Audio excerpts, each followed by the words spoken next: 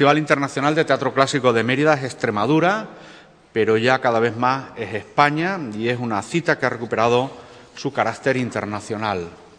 Y precisamente por todos los grandes del teatro que han participado en nuestro festival, por todos los que lo hicieron grande,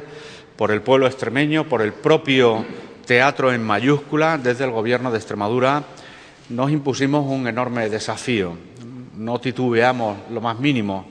y decidimos que ni una deuda de más de 3 millones de euros, ni el descrédito forjado por los últimos acontecimientos iban a echar por la labor lo que era historia de Extremadura, historia de España. Teníamos un difícil reto, no se lo voy a negar, levantar un festival que estaba en una situación muy complicada